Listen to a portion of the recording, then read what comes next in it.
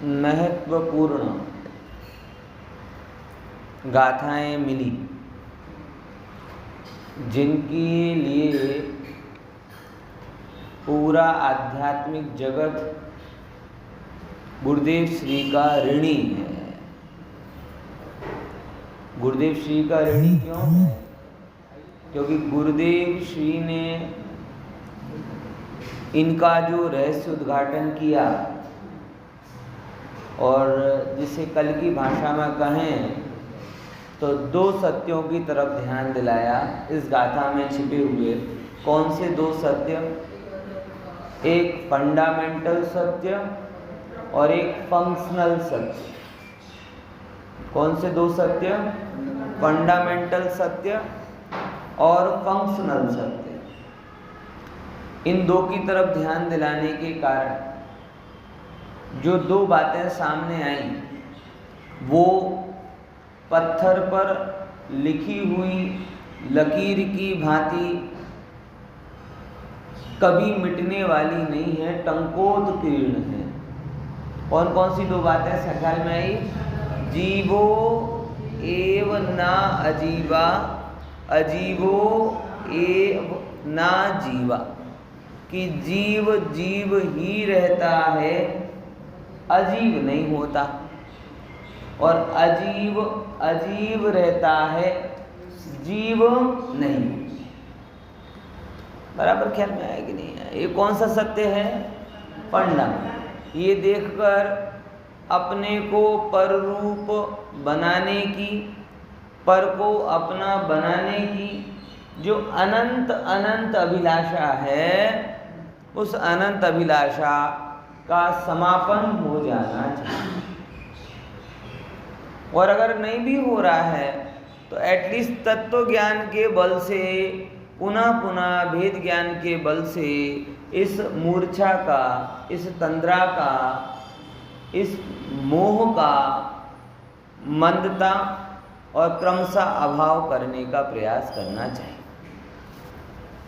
कारण आत्मा परमात्मा है और वही हो सकता है। परमाणु नहीं है, इसीलिए उस रूप नहीं हो सकता। जीवो एव जीवा ना अजीवा, और परमाणु परमाणु है, इसलिए जीव रूप नहीं हो सकता। अजीवोपि अजीवा ना जीवा। एक बात आ गई ख्याल में। इसके स्वीकार के बाद में अब सहजता के लिए दूसरा सत्य उन्होंने सामने लाया। कौन सा? फंक्शनल सत्य।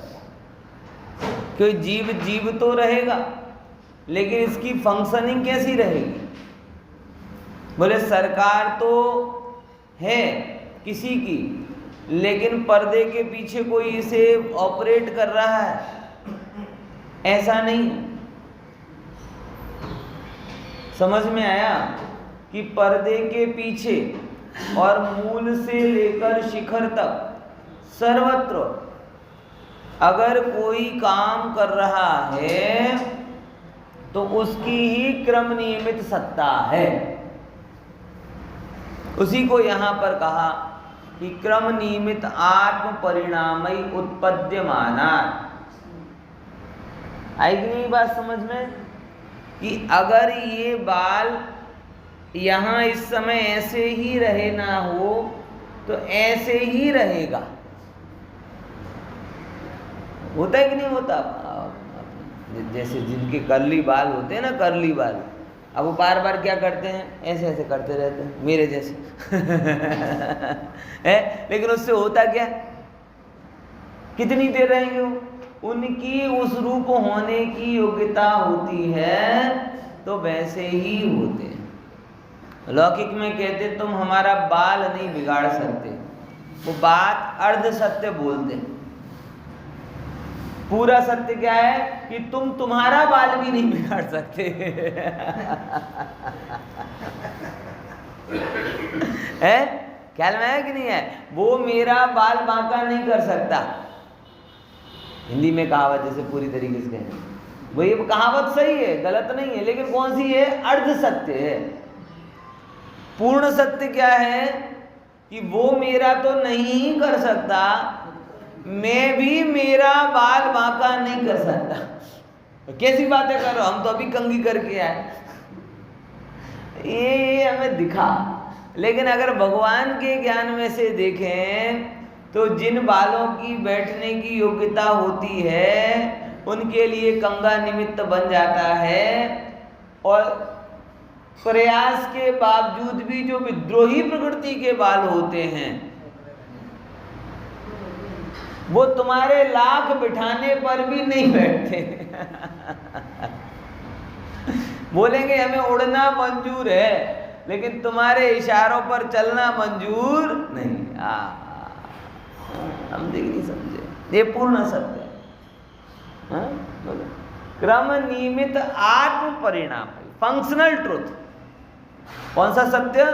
फंक्शनल सत्य कि जो जीव है, जीव वो अपने ही परिणामों से उत्पन्न होता हुआ, बढ़ता हुआ चलता है, और अजीव अपने परिणामों से उत्पन्न होता हुआ, बढ़ता हुआ चलता है। जीव अजीव में कुछ नहीं करता, अजीव जीव में कुछ नहीं करता। जो होना है, जब होना है, जहाँ होना है, जिस निमित्त से होना है, जिस समय होना है, वो सब उसी क्रम में होता ही रहता है, होता ही रहता है, होता ही रहता है।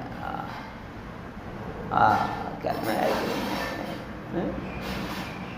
ये जानने वाला करता क्या है, बस यही तो बात है। हमारा प्रश्न ही गलत होता है। लोग कहते हैं साहब ऐसे जान लिए, अब क्या करें? मतलब हम अभी भी इस सत्य को समझकर मैं मात्र जान सकता हूं ये स्वीकार नहीं पाते हैं। बोलो, समझे कि नहीं समझे? खाने में क्या है? दाल रोटी सब्जी, और क्या है? नहीं, और क्या मतलब? दाल रोटी सब्जी। पीने में क्या है? पानी, और क्या? और क्या चाहिए? नहीं, और की इच्छा किसको होगी? लोभी को होगी, भोगी को होगी। जो व्यक्ति भोजन ऐसे कर रहा है, एक शास्त्र में एक उपमा दी है कि भाई आहार कैसा होना चाहिए है, तो उसमें कुछ एक लक्षण दिए कि जैसे अपन पहले जब घाव होता था ना, घाव पर आटे की लोई लगा देते थे, तो कितनी लोई लगाते हो? कितनी लोई लगाते हो? किया कभी नहीं किया? बैंडेज से पुराने जमाने की बात कर रहा हूं। क्या करते थे? जब कोई घाव हो जाता था उस पे बेसन की या आटे की कोई ऐसी लोई बना के लगा देते थे उसकी रक्षा के लिए। कितनी लगाते थे सुमति भाई? जितना घाव है ना उतनी, वो छूटा भी ना रहे। अब लगा रहे, थोड़ी ज्यादा बन गई तो हाथ में और लगा ले, मुंह में और लगा ले। हैं? कितना आहार करते, कितना लेप लगाते थे? व्रण लेप, कि जैसे घाव पर लोई लगाते हो, बस घाव ढक जाए इतना, ऐसा नहीं कि ज्यादा है तो पूरे शरीर पर चुपड़ ले। समझ में आया? ऐसे भोजन कितना, धन कितना, केवल इच्छा रूपी जो क्षुधा रूपी जो घाव है, उस क्षुधा रूपी घाव को ढांकने के लिए जितने अन्न की जरूरत है उतने अन्न को विरक्त भाव पूर्वक सेवन करें।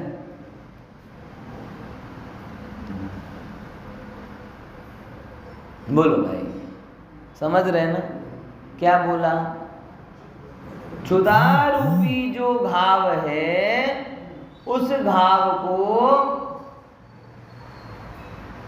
खत्म करने के लिए, ढकने के लिए जितना जैसे वो अन्न की जरूरत है, अब वो क्या चाहिए ना, और ज्यादा है तो और खा लें। एक लोई से तो हो गया, दूसरी भी बन सकती तो दूसरी लगा लें। फिर आटे की हो गई तो अब मसूर के आटे की लगा लेना, चने के आटे की लगा लेना, इसकी लगा लेना, उसकी, ये विकल्प ना करें। काम क्या है? क्षुधा रूपी घाव को भरना। व्रण लेप, सच बताओ, अगर ऐसी बुद्धि हो जाए, और इसमें तो एक और खतरनाक उपमा दी जो तो अपन बोल भी नहीं पाते, लेकिन उसको उसी रूप में ग्रहण करना, अन्य रूप में नहीं रखना। बोल रहा हूं समझदारी के साथ में, समझदारी समझना। पुत्र पलवत्त, कि जैसे किसी को कोई उसके ही बेटे का मांस खिलाए,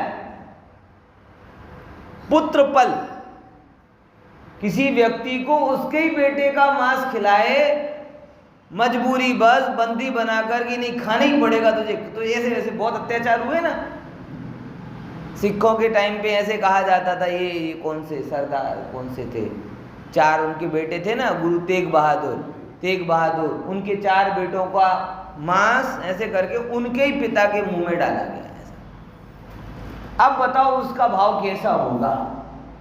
तो आचार्यों ने उस समय एक बात कही कि आहार आदि में इतनी विरक्तता होनी चाहिए।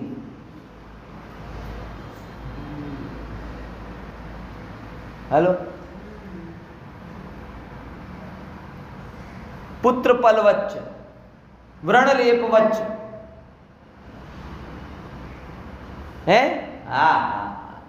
अब ये बात जब हम सुनते पढ़ते हैं और हम अपने वर्तमान के परिणाम को देखते हैं तो कितनी आसक्तता दिखाई देती है। कर्ता और भोक्ता पने का कितना भाव होता है। अब रोटी, अरे भाई तुम क्या करेगा, करने से क्यों प्रश्न करते हो। मैं कर्ता नहीं हूं, मैं भोक्ता नहीं हूं, मैं ज्ञाता मात्र हूं। इसकी सिद्धि के लिए तो ये सिद्धांत है। अब वो इसको सुन के भी वो प्रश्न कहां से उठाता है। अच्छा ये सुन लिया, अब क्या करें। अरे करना ही तो खत्म करना है। यही तो बताना है कि जीव अपने हिसाब से परिणमता है, अजीव अपने हिसाब से परिणमता है। जीव अजीव रूप नहीं होता, अजीव जीव रूप नहीं होता। जीव ज्ञाता है, ज्ञाता ही रहेगा। अजीव जड़ है, जड़ ही रहेगा। इसमें कौन किसका क्या करे, कौन किसका कैसे करे, बहुत बड़ी समस्या है। जब जब भी इस बात को करते तो लोग ऐसे तो फिर कुछ करने को रहेगा ही नहीं, करने को रहेगा ही नहीं। यही प्रश्न था जब भी आप किसी को क्रमबद्ध पर्याय पढ़ाओ तो वो एक ही प्रश्न करते हैं, अरे इसमें तो कुछ करने का रहता ही नहीं। अरे भाई करने का है कहाँ, यही तो हम बताना चाह रहे हैं। कर्तृत्व को मूल से खत्म करने के लिए ही तो क्रमबद्ध पर्याय है। और जिसके अंदर कर्तापना है, बहुत क्लियर कह रहा हूं, उसके अंदर क्रमबद्ध पर्याय नहीं है। और जिसके अंदर क्रमबद्ध पर्याय है कि श्रद्धा है, उसके अंदर कर्तापना नहीं। क्योंकि क्रमबद्ध पर्याय कोई जगत की व्यवस्था सुलझाने के लिए हम नहीं कह रहे, वो जगत के व्यवहार को तोड़ने मरोड़ने के लिए नहीं कह रहे, प्रमाद के पोषण के लिए नहीं कह रहे, अहंकार के पोषण के लिए नहीं कह रहे। ये क्रमबद्ध पर्याय की मूलभूत चर्चा किसके लिए है कि हम ये समझें कि त्रिकाली ध्रुव ज्ञायक भगवान नात्मा ज्ञायक ही है और ज्ञायक ही रहेगा। इसके लिए तो पूरी बात है। ये तो सुन लिया, लेकिन क्या करें, वो प्रश्न सुधारो। पहले नंबर, पहले क्या करो, प्रश्न सुधारो। बोले जिस पात्र में पहले जहर भरा हो, अब उस पात्र में हमने दूध पाक डाल दिया, अब क्या करें, अब क्या करें, पी जाओ। अरे दूध पाक ही पी जाओ। अरे दूध पाक तो डाला है, पात्र किसका है, जहर का। पहले पात्र धोकर आओ।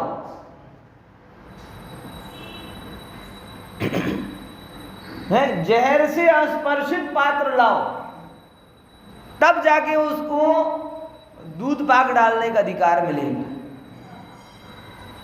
है कि नहीं बात समझ में। और हम क्रमबद्ध पर्याय सुनते हैं और सुनकर फिर वो जहर वाला पात्र लेकर जाते हैं, कर्तृत्व का जहर। अब क्या करें, इसमें तो कुछ करने को रहता ही नहीं, इसमें तो ऐसा हो जाएगा, उसमें वो तुम कर्ता पने का जहर पियो। बराबर ख्याल में आया, समझे कि नहीं समझे। ठीक है ना है? तो जब जब भी ये हम इसकी चर्चा करते, सारी बातें यहाँ पे खत्म हो जाती हैं, करने को नहीं रहता। सही बात है, करने को कुछ रह जाए तो क्रमबद्ध पर्याय नहीं रहती। करने का भाव मन में रह जाए तो क्रमबद्ध पर्याय नहीं रहती। सर्व रूप से अपने उपयोग को समझकर जगत, वस्तु, शरीर, परमाणु परमाणु अपनी योग्यता से बदल रहा, ये जानकर पर से एक सेकंड भी प्रभावित हुए बिना होता स्वयं जगत परिणाम, मैं पर का करता क्या काम, दूर हटो पर कृत परिणाम, ज्ञायक भाव लखो अभिराम। तो ज्ञायक भाव की स्थापना के लिए क्रमबद्ध पर्याय है। और यही तो यहाँ पे आचार्य ने बोला है, अकारक अवेदक लिखा है ना, देखो पिछला कलश देखो जो लिखा है 194 नंबर का, 193 नंबर नहीं, हाँ 94 नंबर का। कर्तृत्वं न स्वभावो अस्य चितो वेदी तत्त्ववत्, अज्ञानादेव कर्तायं तद्भावाद। अज्ञान से कर्ता बनता है, उसके अभाव से अकारक रहता है। और वास्तव में भगवान आत्मा का स्वभाव ना तो कर्तापना है और ना भोक्तापना है। कर्तृत्वम ना स्वभावो अस्य, इसका स्वभाव कर्तापना नहीं है। चितो वेदी तत्त्ववत्, इसका स्वभाव भोक्तापना भी नहीं है। जो होना है उसको जानकर प्रमादी नहीं होना है, जो होना है उसको जानकर ज्ञायक में आना है। पॉइंट समझे कि नहीं समझे? और इसे कॉन्सोलेशन के रूप में नहीं यूज करना है। अब ठीक है भैया, जो होना है सो निश्चित ही है, ये नहीं है। मैं तो मेरे आत्मा में आ रहा हूं, आत्मा में आए बिना क्रमबद्ध पर्याय पूरा नहीं हुआ। मैं कई दफे एक बात कहता हूं, लेकिन अभी भी मुझे भरोसा नहीं है कि सब लोग उस बात को समझे कि नहीं समझे। हम क्रमबद्ध को कॉन्सोलेशन के रूप में यूज करते हैं। क्या बोला विनोद भाई? हमें लगता है कि हम क्रमबद्ध समझ रहे हैं, हम क्रमबद्ध समझ ही नहीं रहे। हमारे पास जब और कोई रास्ता बचता नहीं है ना, और दिमाग घूमने लगता है, अब क्या करें भाई, क्रमबद्ध है तब क्रमबद्ध है, क्या क्रमबद्ध? ये कोई दीनहीन लोगों की बात है। करने का स्कोप नहीं दिखा तो क्रमबद्ध में आ गए, और करने का स्कोप दिखा तो दौड़ दौड़ के करने में लग गए। ये क्रमबद्ध की शिक्षा नहीं है, ये क्रमबद्ध की श्रद्धा नहीं है।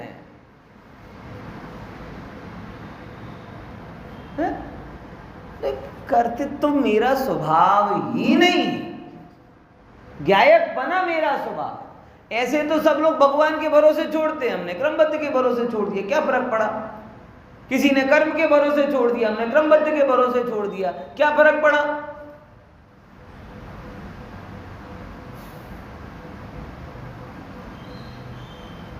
देखो एक बात और कहता हूं, सब शांति से समझना और विचार करके उत्तर देना।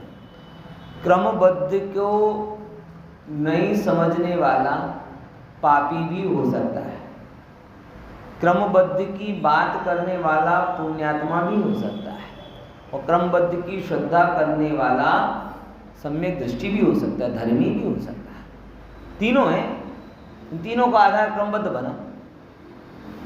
कौन कौन से बोला? क्रमबद्ध पापी, क्रमबद्ध पुण्यवान, क्रमबद्ध धर्मात्मा। कैसे लगाओ? जो क्रमबद्ध का विचार करके भोगों में जा रहा है पापी। उससे पूछो भैया तुम्हें भोग, अरे मैं कहाँ भोग रहा हूं, वो तो इन भोगों की योग्यता है कि वो मेरे पास आएंगे और मैं उनका सेवन करूंगा। वो तो पंडित जी सेल्फ ग्रहण कर रहा है। हाँ, वो पापी है।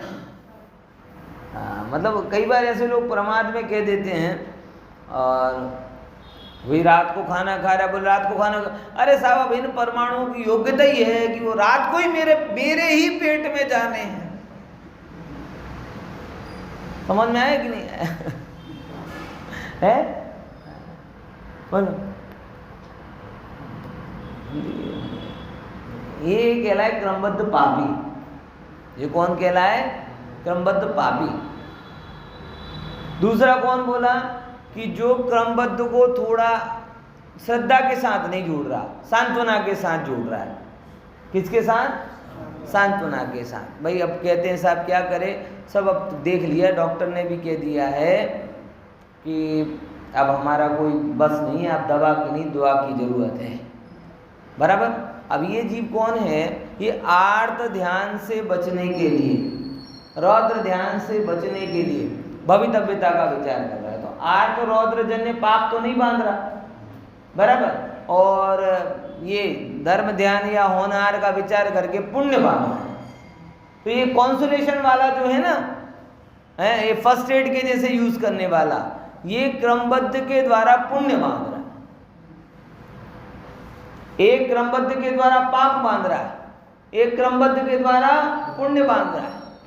ये दोनों क्रमबद्ध की श्रद्धा नहीं, क्योंकि ऐसे पाप और पुण्य तो हमने भगवान के नाम पर भी बांधे, नसीब के नाम पर भी बांधे, कर्म के नाम पर भी बांधे, पर के नाम पर भी बांधे, हजार प्रकार की बातों से एक ही चीज पुष्ट की है। जगत में आज सब जगह कहीं ना कहीं लोग भगवान की इच्छा तो लेके आ ही जाते कि नहीं आते?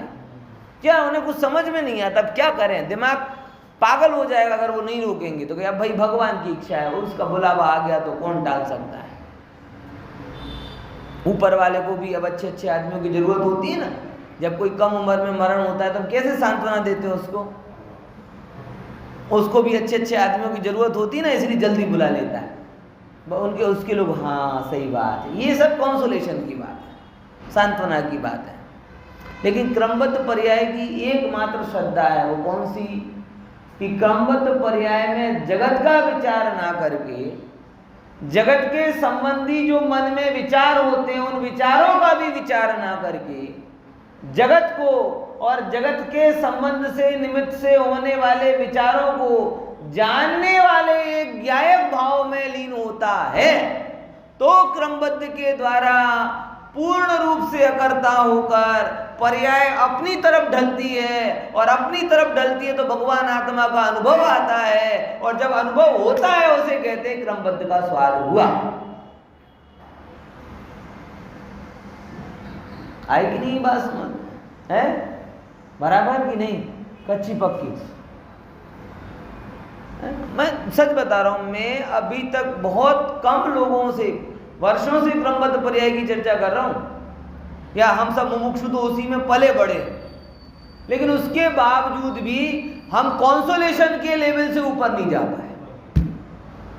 हमने क्रमबद्ध से पुण्य कमा लिया। हेलो, क्या बोला?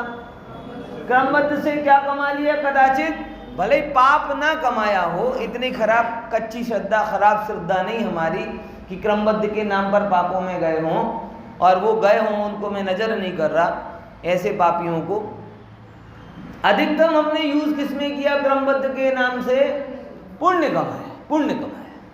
पुण्य कैसे कमाया? कोई और विकल्प रहता नहीं है, और दुर्ध्यान करना थोड़ा अंदर से खटकता है तो फिर बीच में क्रमबद्ध को लेकर आ जाते हैं। अब ठीक है भैया, जितने नसीब में होता है वो सब तो कोई ज्यादा फर्क नहीं जाए, नसीब बोलो, क्रमबद्ध बोलो, भगवान बोलो, कर्म बोलो, जो बोलना सब एक ही है इस समय, तो एक ही है, क्योंकि सबका अर्थ क्या है? केवल सांत्वना, सांत्वना, कॉन्सोलेशन, कॉन्सोलेशन, कॉन्सोलेशन।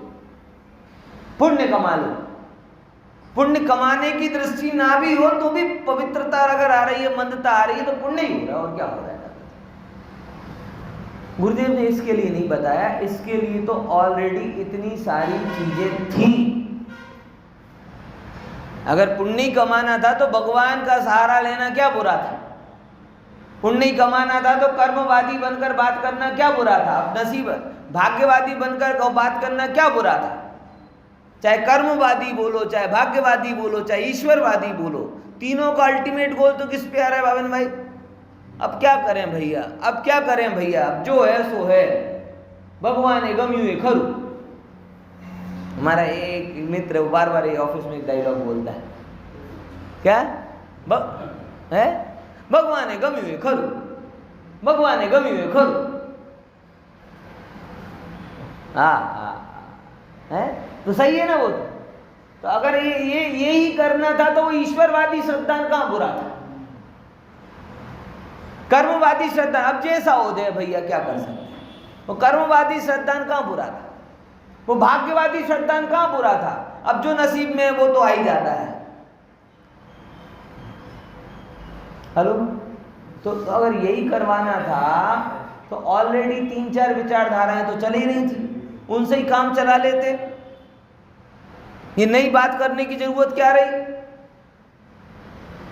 है? तो पहले नंबर, इनका पाप के लिए तो प्रयोग करना ही नहीं, पुण्य के लिए भी प्रयोग नहीं करना।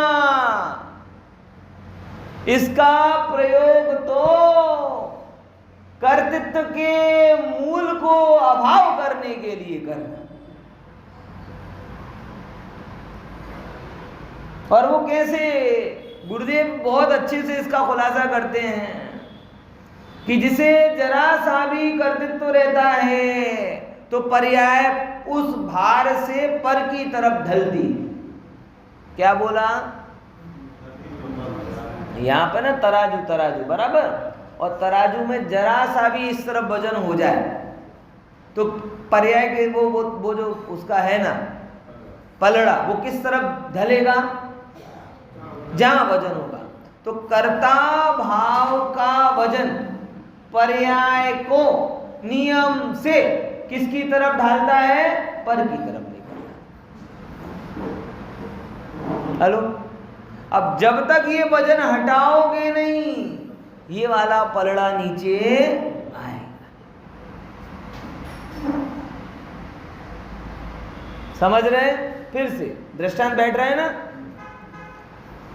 तराजू है, ये मैं हूं, ये मेरी पर्याय है, कर्ता भाव का वजन है। क्या है? कर्ता भाव का वजन। अब ये वजन अगर पर्याय पर आया, अणु मात्र का कर्तृत्व भी रखा, और ये तराजू भी बड़ा सोने के सुनार जैसा तराजू है कि 1.001% भी अगर होगा तो बता देगा। बारीक तराजू। ऐसे ही अगर हमारे अंदर ऊपरी ऊपरी बातों से अगर कोई ये समझता है कि वो हमने कह दिया कि भाई ज्ञाता दृष्टा आत्मा बन जाओ परमात्मा, तो अकर्ता बने की सत्य भूल है। भोक्ता कर्ता ये सब आप अपने अंदर में हम देखें तो पता चलेगा कि हर जगह आनंद की बुद्धि, हर जगह फेरफार की बुद्धि, हर जगह खड़े हो जाना झंडा लेकर कि ऐसा नहीं होना चाहिए, ये सब कर्ता भोक्ता भाव के रूप हैं। हर जगह झंडा लेकर खड़े हो गए साहब, ये नहीं होना चाहिए, ये गलत हुआ, ये हक दो, वो अधिकार दो, ये सब मन के द्वंद्व हैं। बार बार ये खड़ा हो जाना, हमारे साथ अन्याय हुआ, हमारे साथ, ये कर्ता भोक्ता भाव का रूप है। ओहो, हमारे साथ अन्याय हुआ है, सही बात है, लेकिन वो हमने ही किया है, ये उससे सही बात है। हमारे साथ न्याय हो सकता है, ये संभावना है, लेकिन वो न्याय हम ही कर सकते हैं, ये सत्य है। हेलो, समझ रहे कि नहीं समझ रहे? ये सब कर्तृत्व के रूप। अब 0% भी अगर कर्तृत्व अंदर में रह गया तो पर्याय किसकी तरफ ढलेगी? पर की तरफ। और जैसे ही पर्याय पर की तरफ ढली तो वो कर्मबंध में आ जाएगी। इसीलिए कर्तृत्व का भार बिल्कुल उतर जाए और तब जाके ज्ञातृत्व का वजन इस पलड़े पर आए। और इस पलड़े पर आते ही जब जैसे ही गायक भाव का श्रद्धान होगा, पर्याय किसकी तरफ ढलेगी? अपनी तरफ ढलेगी। और जो पर्याय अपनी तरफ ढली उसे ज्ञायक स्वभाव की अनुभूति होगी, और जिसे ज्ञायक स्वभाव की अनुभूति हुई उसे क्रमबद्ध पर्याय का श्रद्धान हुआ।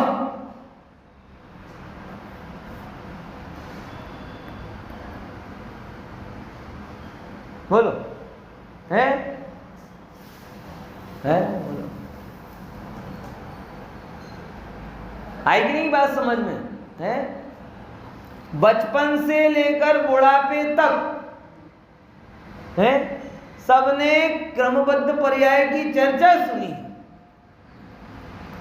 हम लोग उसी माहौल में बड़े हुए, लेकिन धिक्कार है आज तक क्रमबद्ध पर्याय के द्वारा ज्ञायक भाव नहीं देखा है।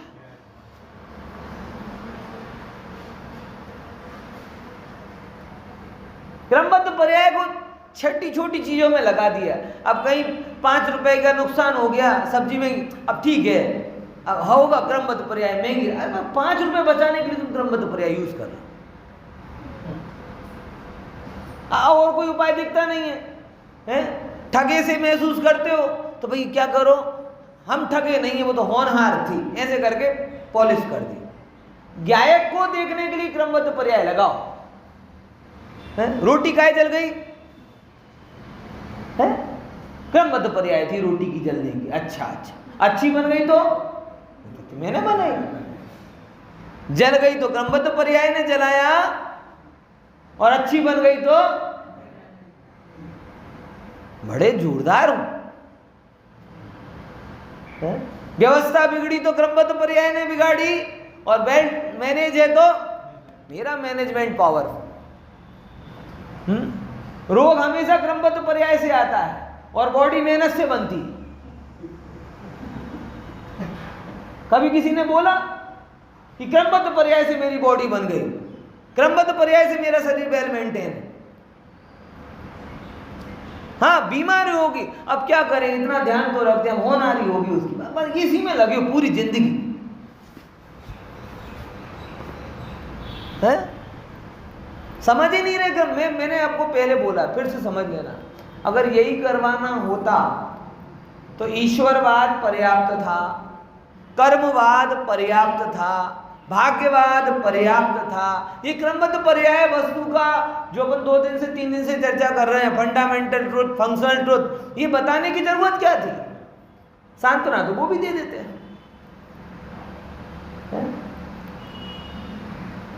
हर बच्चे के मार्क्स दुर्भाग्य से कम आते हैं और मेहनत से अच्छे आते हैं। सही है ना?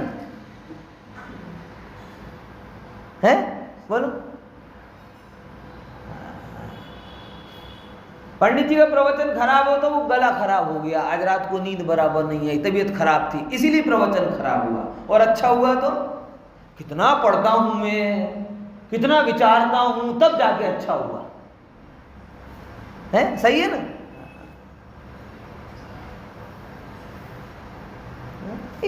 ये डबल स्टैंडर्ड नहीं चलेगा।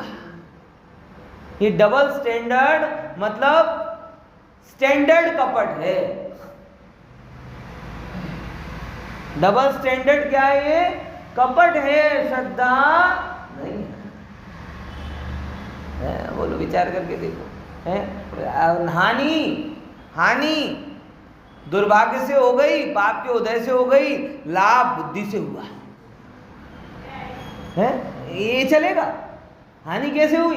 अब क्या है, क्यों हम क्रमबद्ध पर्याय ले आते हैं? इतना ज्यादा मोह है ना हमें पर्याय के साथ में। कोई कह देना कि तुम बड़े मूर्ख हो, तुम्हें पता नहीं चलता, तो हमें बर्दाश्त नहीं होता।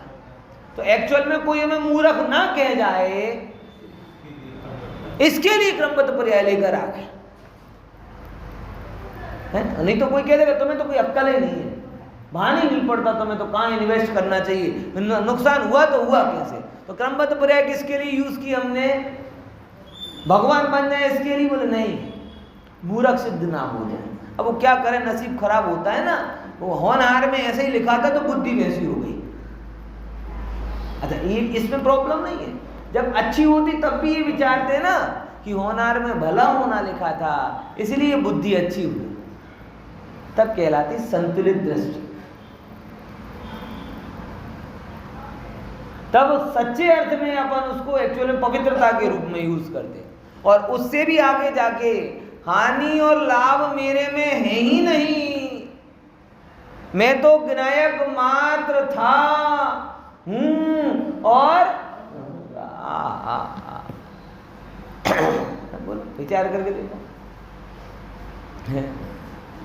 आज इतनी अच्छी चर्चा आ रही है, जो यहाँ हाजिर है उनको सुनने को मिल रहा है, नहीं है नहीं मिल रहा, क्या करोगे? इनने तो प्रयास भी कर लिए, अभी भी कर रहे हैं, देखो है? बोलो, विचार करके देखो। अब हम समझे, अब भैया जिनकी योग्यता थी वो हो गए, जिनको नहीं बराबर है। अच्छा, फिर दायित्व किसका था? किसी की योग्यता हो गई तो किसी का दायित्व भी होगा ना।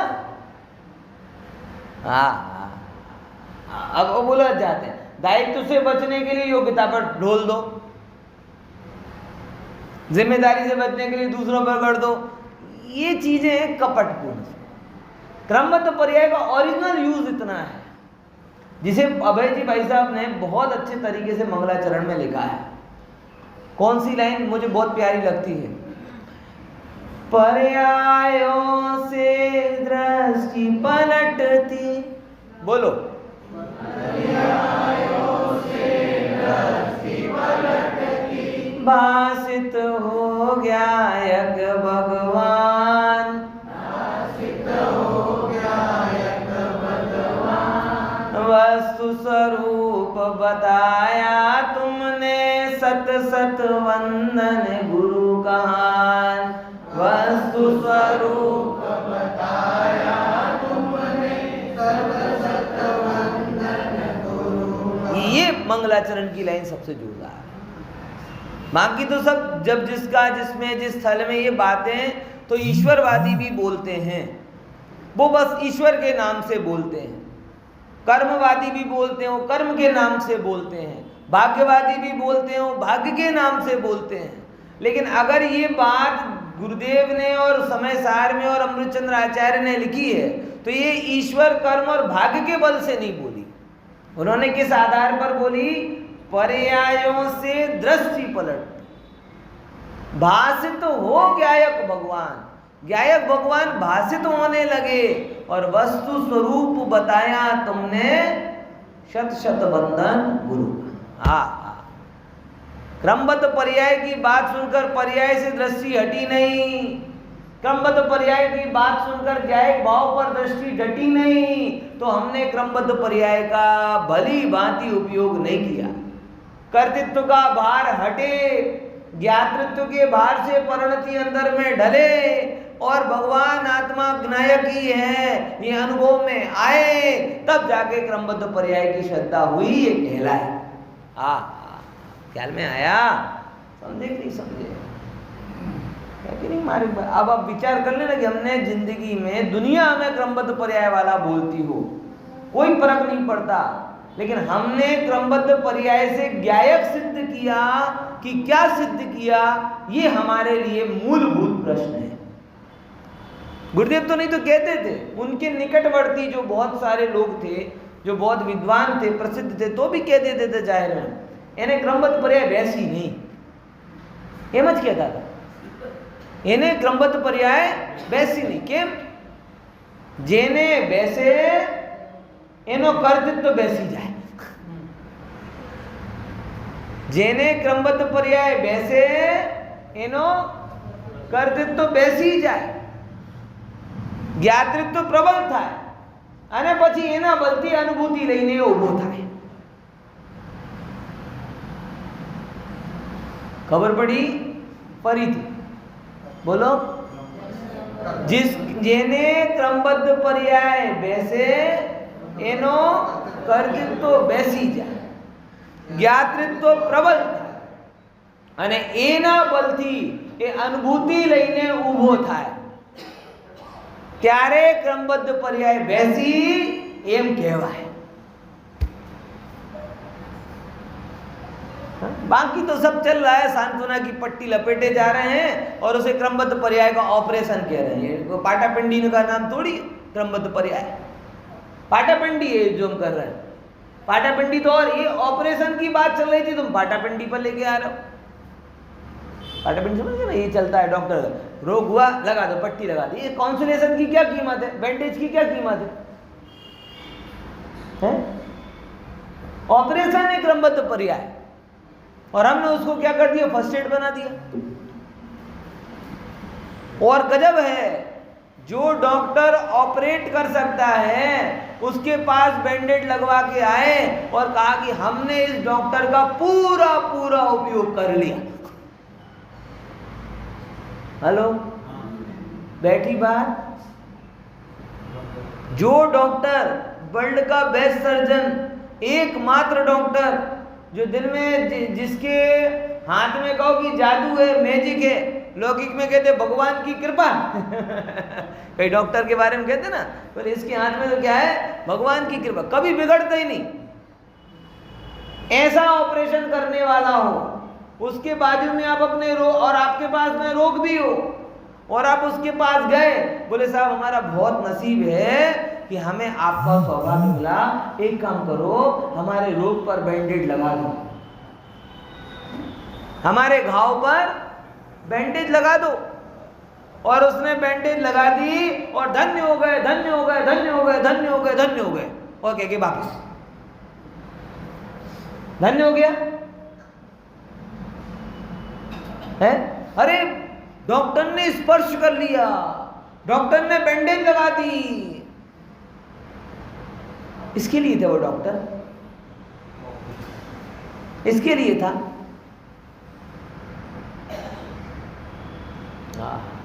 विकल्प और विचारों को शून्य करके उसके साथ कुछ समय बिताते, ज्ञायक भाव की स्वीकृति करते, अंदर से कर्तृत्व मूल से निकल जाता, सर्व विशुद्ध ज्ञायक रह जाता, तब उस डॉक्टर का मिलना सफल कहलाता। समझे कि नहीं समझे? इसलिए 3-4 दिन की जो अभी चर्चा हुई है ना इस गाथा को लेकर, इसे 10-5 बार सुनो, तब पूरा ख्याल में आया कि एक्चुअल में काम क्या है, कर क्या है ना। देखो मैं टीका पढ़ देता हूँ, जैसे ये तो सब बातें तो मैंने बोला साधारण टीका है, लेकिन असाधारण उपलब्धि गुरुदेव के कारण इसको मिल गई। मैं पढ़ देता हूँ केवल, है ना। तो टीका देखो 458 से। प्रथम तो जीव क्रमबद्ध एवा પોતાના પરિણામોથી ઉપજતો થકો કેવો છે? જીવ જ છે, અજીવ નથી। એવી રીતે અજીવ પણ ક્રમબદ્ધ પોતાના પરિણામોથી ઉપજતું થકું અજીવ જ છે, જીવ નથી। ये आई कौन सी बात? 2 बातें, फंडामेंटल और फंक्शनल। जीव जीव है, अजीब नहीं, अजीब अजीब है, जीव नहीं, ये फंडामेंटल ट्रुथ। और क्रम नियमित आत्म परिणाम, ये फंक्शनल ट्रुथ, बराबर। फिर कारण, लॉजिक देते हैं अब इसको। कारण कि कंकण आदि परिणामों थी उपजता स्वर्ण ने कंकण आदि परिणामों साथे तादात्म्य छे, बराबर। स्वर्ण जो कंगन आदि रूप परिणमित हुआ, बराबर, कंगन हुआ, मुकुट हुए, इन सब के रूप में, તેમ સર્વ દ્રવ્યોનો પોતાના પરિણામો સાથે શું છે? कंगन की एक एक दशा में कौन व्याप्त है? स्वर्ण स्वर्ण स्वर्ण। एम जीव की एक एक दशा में कौन व्याप्त है? ज्ञान ज्ञान। तादात्म्य। क्रोध मेरा स्वभाव नहीं, मान मेरा स्वभाव नहीं है, कपट मेरा स्वभाव, कुछ भी पर रूप होना मेरा स्वभाव नहीं है। निज रूप को छोड़ूं तब तो पर रूप हूं ना। कंगन कंगन भी रहे और हार भी बन जाए, ऐसा कैसे होगा? ऐसे ज्ञाता ज्ञाता भी रहे और रागी भी हो जाए, कैसे होगा? देखो क्या कहते हैं, स्वर्णे का पता तेम सर्व द्रव्योना पोताना परिणामों साथे केवो छे ताजा। आम जीव પોતાના પરિણામોથી ઉપજતો હોવા છતાં તેને અજીવની સાથે કાર્યકારણ ભાવ સિદ્ધ થતો નથી। કારણ કે જો સર્વ દ્રવ્યોને અન્ય દ્રવ્ય સાથે કયો ભાવનો અભાવ છે? समझो जरा, सब द्रव्यों का अन्य द्रव्य के साथ उत्पादक भाव का अभाव है। इसको ऐसे समझो कि जिस धातु की से थाली बनी, उस धातु से थाली बन सकती है, रोटी नहीं बन सकती। और जिस आटे से रोटी बनी, उससे रोटी बन सकती है, थाली नहीं। क्योंकि एक द्रव्य का अन्य द्रव्य से उत्पादक भाव का भाव। बोले साहब ये तो फिर भी अलग हो सकता है। हाँ एग्री, क्योंकि दोनों ही अल्टीमेटली क्या है? पुद्गल। लेकिन ये तो दो अलग अलग जाति के पुद्गल लिए। मगर भविष्य में कदाचित ऐसा भी हो सकता है कि आटे को इतना कड़क कर दिया जाए कि वो थाली रूप बदल जाए और सोने की पर्याय बदल जाए, वो गेहूं रूप हो जाए, ये हो सकता है। लेकिन जीव जड़ रूप हो जाए, जड़ जीव रूप हो जाए, ऐसा नहीं। ये अल्टीमेट ट्रुथ है, अंतिम सत्य है कि जड़ भावे जड़ परिणमे चेतन चेतन रूप। बराबर ख्याल में आएगी नहीं? તે નહીં સિદ્ધ થતા અજીવને જીવનું કર્મપણું સિદ્ધ થતું નથી અને તે નહીં સિદ્ધ થતા કર્તા કર્મની અન્ય નિરપેક્ષપણા એટલે અન્ય દ્રવ્યથી નિરપેક્ષપણે સ્વદ્રવ્યમાં સિદ્ધિ હોવાથી જીવને અજીવનું કર્તાપણું સિદ્ધ નથી, માટે જીવ અકર્તા ઠરે છે। थोड़ी और चर्चा इसकी कल करेंगे।